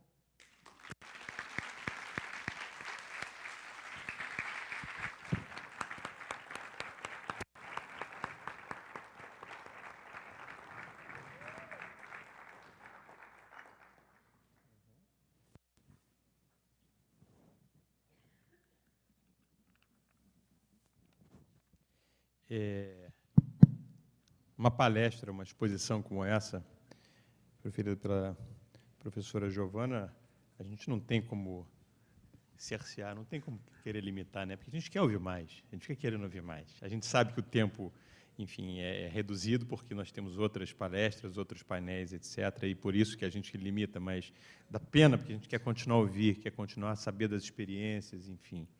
E isso é uma palestra, né, com uma pessoa que tem um lugar de fala, que tem muito para ensinar para a gente, tem muito para mostrar como é que a gente ainda tem que evoluir muito. E você já fez um pleito aqui, quem sabe possa ser atendido aqui por um colega querido aí que, por acaso, marido da nossa querida, né, juíza aqui presente, que também está concorrendo aí à presidência do Tribunal de Justiça, e que pode colaborar para isso, né? Vamos ver. E eu já estou aqui, dando aqui meus votos, né? Eu também sou candidato, eu tinha que ficar quieto, mas, enfim, candidato a outro cargo, não dele. Agora, então, vamos passar a palavra para a professora doutora Lívia de Meira Lima Paiva. Ela é doutoranda em Direito e mestre em Direito na linha de pesquisa de Direitos Humanos, Sociedade e Arte, ambos na UFRJ. Professora efetiva do Instituto Federal do Rio de Janeiro, nas disciplinas de Gênero e Direitos Humanos, graduada em Direito pela Universidade Federal do Rio de Janeiro, membro do Fórum Permanente de Direitos Humanos da nossa Escola da Magistratura e pesquisadora aqui no PEGD, na mesma instituição. Foi professora substituta na Faculdade Federal do Rio de Janeiro, nas disciplinas de Direitos Humanos, Teoria do Direito e Filosofia do Direito, 2016 e 2017, né? Docente na especialização em Direito de Gênero da EMERT, 2016 a 2017, possui curso de extensão na Université Paris 8, em Cultura e Organizações Internacionais, e Université Paris Dauphine, em Literatura Francesa. Desenvolve pesquisa nas áreas de Direitos Humanos, Teoria do Direito, Políticas Culturais e Direito Penal. Então, vou passar o microfone agora à professora para fazer considerações sobre as palestras anteriores.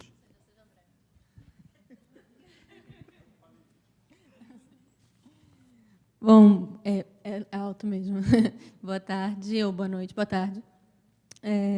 Queria agradecer o convite da Adriana, que é minha parceira de investigação aqui no PEGRE, e quem eu conheci por meio da nossa orientadora em comum, que é a Ana Lúcia Sabadell, que palestrou aqui ontem.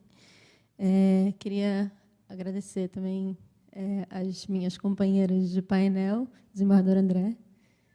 Giovana já conhecia no momento glorioso, que foi o Ocupa Minc, que foi um desafio para a gente, mas acho que a gente foi muito bem, né? Então, eu queria começar, na verdade, fazendo uma pergunta. Alguém aqui já ouviu falar da Luana Barbosa dos Reis? Levanta a mão, por favor, só para eu saber. E da Ana Michele, da Anne Michele, alguém já ouviu falar do caso das duas? Da Dandara dos Santos. A Dandara é mais conhecida, porque foi eleita para ser um caso midiático. Bom, as duas primeiras que eu falei, a Luana e a Anne Michele, a Luana, as duas são mulheres lésbicas. A Luana foi morta pela Polícia de São Paulo, em Ribeirão Preto, em 2016. E eu vou dividir minha fala em dois. A primeira eu vou falar sobre violência lesbocida e a segunda eu vou falar da nossa pesquisa. Então, eu vou tentar ser muito breve. O caso da Luana é bem interessante, e eu gosto muito de trazer as duas aqui, porque é uma violência que é normalmente invisibilizada, que é a violência lesbocida ou lesbocídio. Provavelmente essa expressão é muito nova para a maioria das pessoas aqui. Ela estava levando o filho de 14 anos para a escola. Ela morava numa favela em Ribeirão Preto, e ela foi abordada pela polícia. E ela pediu uma coisa que é direito de todas as mulheres, que era para ser revistada por uma policial mulher. E os policiais, a Luana era uma lésbica não feminilizada, ou seja, ela tinha uma performance um pouco mais masculina, E eles negaram esse direito. E acabou que a polícia, ela discutiu com a polícia, e eles acabaram espancando, 6 policiais espancaram a Luana. Ela foi internada por 5 dias, depois morreu em decorrência dessa violência lesbocida. A Anne Micheli era uma adolescente, que esse ano foi morta pelo próprio sogro, quando ela foi até a casa da namorada dela, em Brasília, e conversar com o sogro dela, meio que pedir a mão da namorada dela em casamento, ou oficializar o namoro. E ele correu atrás dela e esfaqueou ela. E depois foi bem difícil para o movimento LGBT de maneira geral, especialmente para o movimento de mulheres lésbicas, porque a imagem da Anne Micheli foi construída como uma traficante de drogas, como se ela tivesse, de fato, coagido o próprio agressor dela, que era o sogro. Então, depois de muita disputa, o inquérito conseguiu voltar à teoria inicial, de que, de fato, tinha sido um lesbocídio, no caso, um feminicídio. Eu trago tudo isso para a gente pensar sobre as invisibilidades dentro da nossa própria luta de mulheres, né? Quando é que uma violência lesbocida é invisibilizada por um feminicídio? O caso que a Eugênia mesmo trouxe, acho que a Eugênia não está mais aí, que a Eugênia trouxe da Maria, que não sei se vocês vão lembrar, que foi morta porque era bissexual, uma coisa que eu e a Eugênia a gente tem discutido muito, sobre a possibilidade de um lesbocídio junto com um feminicídio. Então, eu estava falando, eu dou aula no Instituto Federal e eu dou aula para alunos em Belford Roxo, na Baixada Fluminense. E eu dou aula para alunos de 16 a 80 anos. Então, é porque a gente vai desde o ensino médio até o doutorado. E eu estava ouvindo os alunos falarem, eles me convidaram para uma roda sobre LGBT e alunas feministas engajadas de 16 anos, dessas que ocuparam as escolas há um tempo atrás, ou seja, muito ativistas. E uma delas me disse assim, eu perguntei se elas sofriam discriminação, e elas disseram assim, não, uma delas, não, eu não sofro discriminação, não. Quer dizer, dos meus pais eu sofro, mas, de modo geral, eu não sofro discriminação, não. E aí eu achei interessante a fala dela, porque a gente relativiza ou invisibiliza a violência doméstica quando ela tem um direcionamento para a orientação sexual. Ou seja, a violência doméstica baseada na lesbofobia, ela é completamente invisibilizada. Então, enfim, é só para a gente agregar aqui quando é que a gente dá luz, né, a outros tipos de violência, outros tipos de interseccionalidade, e quando é que a gente invisibiliza esses casos. Isso dito, eu também queria falar um pouco a partir da Haute Curiel, do mesmo livro da Giovanna. Ela tem um conceito muito interessante para nós, mulheres, que pensamos o direito dessa perspectiva LGBT. Ela diz que, muitas vezes, algo que é tido como um direito universal, como a nacionalidade ou como a cidadania, que, portanto, é inalienável, impede determinadas mulheres de concretizarem outros direitos humanos, como, por exemplo, mulheres lésbicas no Brasil, também homens, não podem se casar formalmente no Estado, mas, ao mesmo tempo, têm uma nacionalidade e uma cidadania brasileiras. Talvez em outros estados poderiam se casar, mas aqui no Brasil não podem. Então, muitos direitos humanos, que são universais, impedem a concretização de outros direitos sexuais, no caso. Então, a Haute Curiel constrói esse raciocínio e esse argumento que é muito simples e é muito inteligente, né? Como é que o nosso próprio uso de direitos impede outros direitos que estão fora dessa matriz que a Giovanna falou, que é uma matriz cis-heteropatriarcal. Então, ótimo, a gente tem uma cidadania, mas é uma cidadania cis-hétero. Ela não pode ser uma cidadania não cis-hétero, porque senão o Estado não compreende. E aí, tentando fazer um link disso com o nosso trabalho, que foi uma pesquisa que, na verdade, está em andamento, a gente tentou entender como é que o Estado atua em relação aos corpos de pessoas trans, quando essas pessoas demandam alteração do registro civil, sexo, nome, no Poder Judiciário. Como eu disse, está em andamento, mas a gente já coletou o material inicial. Eu queria dizer também que as meninas estão trabalhando aqui, a Mari, que está ali, levanta a mão, Mari, a Gabi e a Carol, que estão aqui também. Nós três, a gente está trabalhando nisso, sob coordenação da Adriana, há 1 ano.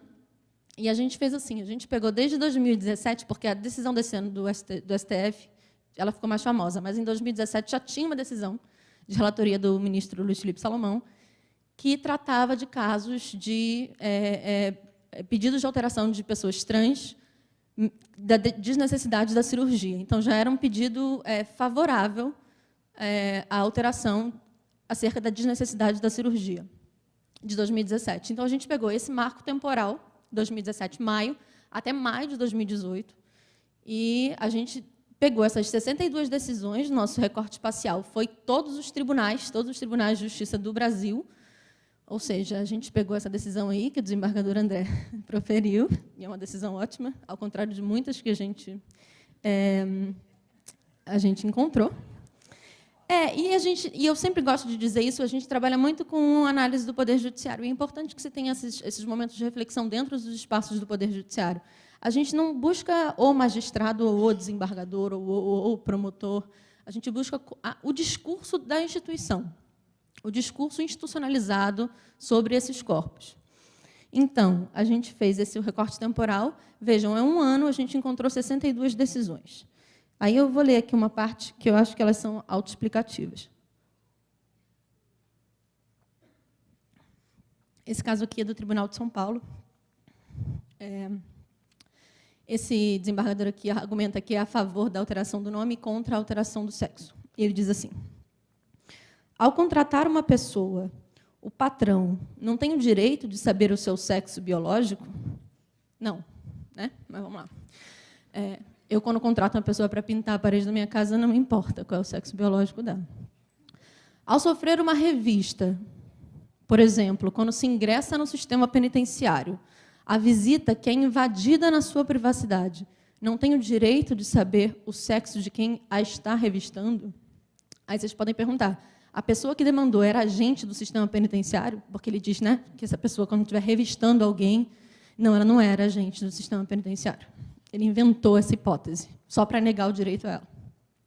Ora, o resguardo da intimidade tem somente um lado? E aí ele continua numa argumentação sobre a verdade biológica, e esse termo verdade biológica é um termo que aparece em 2017, tá? Não, a gente não está falando de 1800. E essa decisão é de agosto de 2017. E esse termo aparece em quase todos os tribunais, tem pelo menos uma Câmara que decide, usando a verdade biológica como um critério para se negar direitos. E esse outro aqui diz assim: portanto, com profundo respeito aos entendimentos contrários, tenho que é descabida a alteração do registro civil para fazer constar dado não verdadeiro. Isso é, que a autora seja do sexo masculino, quando inequivocamente ela é do sexo feminino, pois ostenta órgãos genitais tipicamente femininos. Data máxima vênia, entendo que não é a vontade da recorrida de ser homem, nem o fato de se sentir homem, que o transforma em homem. Vejam como ele constrói a linguagem. Que o transforma em homem. Pode parecer homem, mas homem ela não o é. Então, eu não faço a menor ideia do que ele está falando, né? Porque uma hora ele usa o sujeito masculino e outra hora o sujeito feminino. E é muito curioso que a gente depois o trabalho tem sido mapear quais são os critérios com base nos quais se julga esses casos. E a gente levantou alguns. A pesquisa não está pronta, ela vai ser pronta. É a nossa quarta pesquisa. A primeira foi sobre violência doméstica, que já está publicada no site da Emerge. A segunda foi sobre estupro coletivo, que também está publicada. A terceira foi sobre desaparecimento de meninas, que a gente ainda vai publicar. E essa é a quarta, que eu espero que ano que vem a gente publique. Então, argumentos que apelam para a verdade biológica, né? A Alicia Ruiz, que está aqui, tem uma frase que eu acho muito interessante, que a gente cita aqui no livro, não sei. Olá, prazer. Não conheço, eu só leio. A gente vai descobrindo as pessoas que a gente lê nesses eventos, o que é maravilhoso. Ela diz assim, a norma jurídica... Bom, ela vai dizer daqui a pouco, mas o que eu li... Né? Estou dizendo o que ela vai dizer. Há muito tempo ela escreveu. A norma jurídica participa na construção de um estereótipo do que é ser mulher para negar direitos a mulheres de carne e osso. Né? Que bom. Vai que ela diz que não. Né? Ser desmentida assim, da autora. E é muito, muito curioso como o Poder Judiciário muitas vezes articula uma noção do que é ser mulher, e, nesse caso aqui, é muito flagrante, em termos do útero. Então, ele reduz a mulher, que nós sabemos que é uma... E eu penso muito a partir da filosofia do direito feminista, que a gente sabe como é complexo o que é ser mulher. Provavelmente, se a gente ver aqui, a gente vai ter o número de pessoas que temos aqui será um número de respostas sobre o que é ser mulher. E, no entanto, o Poder Judiciário reduz todas nós a um útero para negar direitos a mulheres de carne e osso, para negar direitos a mulheres que dizem que são mulheres, dizendo que elas não são. E é muito curioso que, em nome disso, eles dizem que estão zelando pela segurança jurídica dos documentos. Normalmente é assim que faz. E aí, uma coisa que a Giovana brilhantemente leu aqui, o Ministério Público tem que parar de apelar nos casos em que essas pessoas já conseguem o direito na primeira instância. Porque eu não entendo por que o Ministério Público está fazendo quando ele apela. Qual é o interesse público na sexualidade das pessoas? Não faz o menor sentido. E aí a gente entende qual é uma das maiores funções do Poder Judiciário, que é essa contenção social e a contenção dos costumes. Né? Então, a quem serve essas ações que apelam? E tem muitas, tá? Muitas vezes se consegue na primeira instância, e aí o Ministério Público apela. Essa do Rio Grande do Sul, por exemplo, existe uma espécie estranha de prevenção que só 2 câmaras julgam, e são 2 câmaras extremamente conservadoras. É o único estado no Brasil que isso acontece. Então, é uma violação sistemática de direitos, porque ela já é a Câmara que é contra esse direito que está preventa. É estranhíssimo. Então, outra argumentação é a argumentação pela boa-fé de terceiros. Então, o Judiciário pede, por exemplo, para se anexar a cópia do Serasa e do SPC, de negativa. Eu, por exemplo, não poderia. Eu já estou com o nome sujo, eu não poderia pleitear. Então, para você ser uma pessoa trans querendo alteração, você tem que ser perfeita. Você não pode estar devendo nada.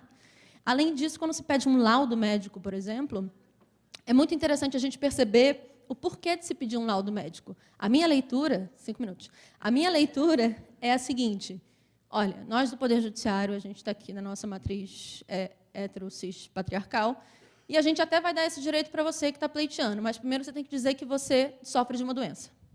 Quando você disser que você sofre uma doença e por isso você é homem e mulher, a gente até dá esse direito. Senão, a gente não vai dar. Você não pode ser normal igual a gente. Por isso, eles pedem um laudo médico, como uma forma de controle social dos corpos. Além disso, essa espécie de coerência que a Paula falou, e aí, já respondendo a ela, concordo absolutamente, de que se espera uma coerência dos nossos corpos, espera-se que a gente tenha um sexo de acordo com o nosso, um gênero de acordo com o nosso sexo e orientação sexual oposta ao nosso gênero, ela se vê muito, muito, no caso da Valdirene, e é muito interessante, e aí eu argumento uma frase da Butler, que passa meio en passant no livro dela, que é o mais famoso, que é o Problema de Gênero. Ela diz que o sistema jurídico cria o que ele alega representar.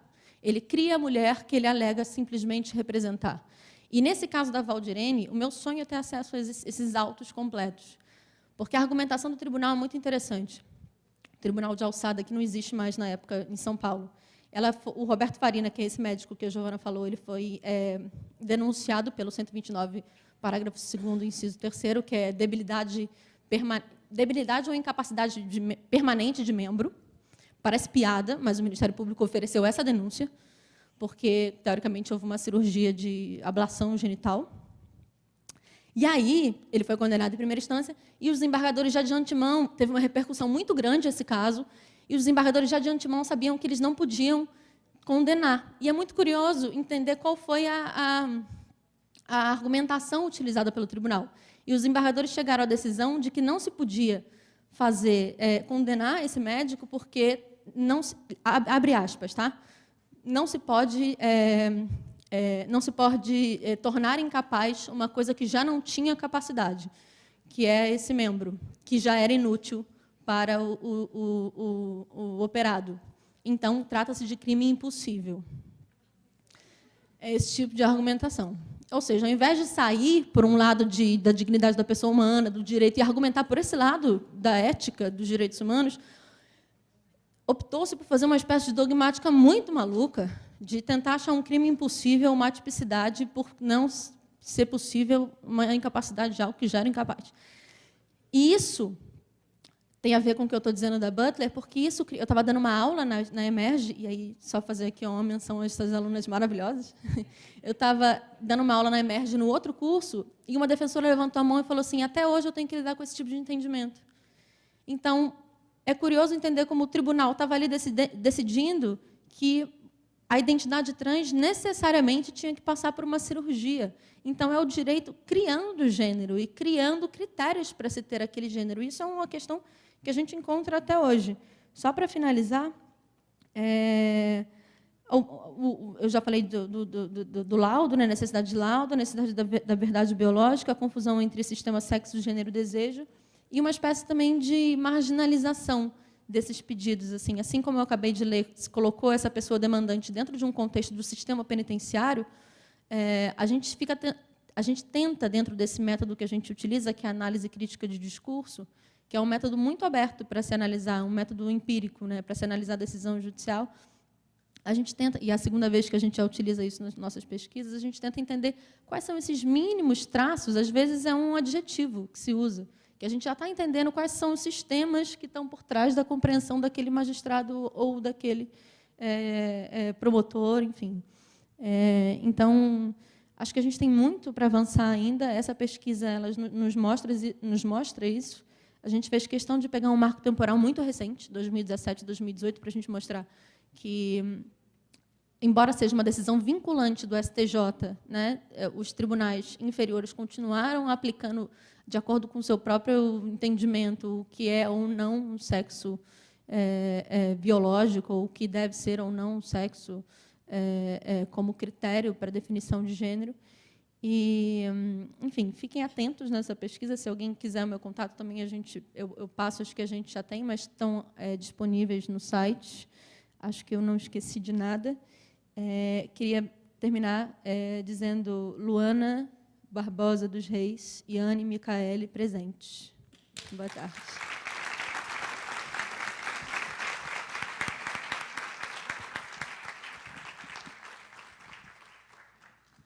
Bom, como vocês puderam ver, nós fomos brindados, né, com 3 palestras. Na verdade, a professora fez uma palestra maravilhosa, que foi muito além de uma intervenção ou fim, apenas de uma provocação. Foram 3 palestras magníficas, e eu saio daqui muito iluminado com tudo que eu ouvi hoje. E isso me faz querer estudar mais, querer me aprofundar em relação a esse tema, para entender mais esse problema tão complexo, tão importante, né, que nós debatemos aqui hoje. Eu não sei se foi colocado, eu tinha pedido para colocar na tela, recentemente, eu fui em Nova York fazer uma palestra na Columbia University, já pela segunda vez, e pela segunda vez que eu me deparo com uma placa que eu tirei foto 2 vezes, as 2 vezes que eu fui lá, e fiquei muito satisfeito. Eu não sei se eu colocar. Disponibilizei. Está aí? Se tiver, se não tiver, não tem problema nenhum, não.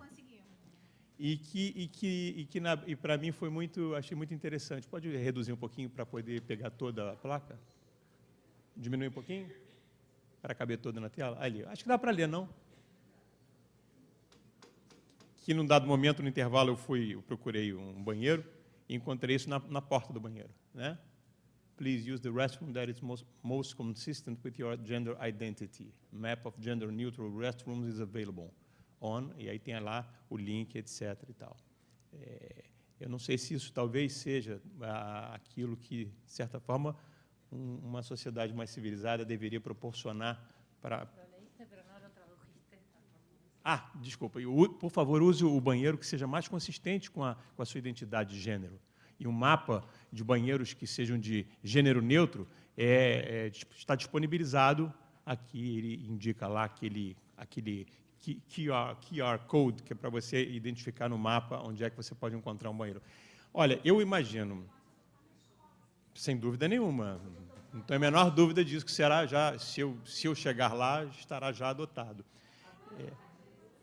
Eu vou fazer uma brincadeira, espero que seja bem recebida. Se eu, como cis pai de 2 meninas gêmeas, já tenho dificuldade muitas vezes quando estou com as minhas filhas, porque eu sou divorciado, quando eu estou com as minhas filhas e elas estão apertadas e querem o banheiro, e eu fico tendo que muitas vezes depender de uma alma boa, de uma mulher que pegue elas e leve no banheiro, etc. e tal. Hoje elas estão já mais velhinhas, elas vão. Às vezes elas têm medo, né? Eu imagino o problema, né, do transgênero, que é uma coisa que seria básica na vida da gente, que é básica na vida da gente. Quer dizer, eu que sou uma pessoa privilegiada na sociedade em todos os sentidos, de grupo, né, de classe, etc., encontro, muitas vezes, essa dificuldade circunstancial na minha vida, porque sou pai de 2 meninas pequenas que querem um banheiro, e quando estou com elas, como é que eu vou levar as meninas no banheiro? Às vezes não tem um banheiro de família, né? Que às vezes a gente resolve quando tem um banheiro de família. E às vezes não tem. Aí você fala assim, por favor, você leva minha filha lá no banheiro? Peço uma moça lá e etc, resolvo. O transgênero não tem como pedir, né? Por favor, você me leva ali no banheiro? Não dá para pedir, né? Então, e eu acho que a gente tem ainda muito a caminhar e um evento como esse ajuda a gente nessa caminhada. Muito obrigado a todos.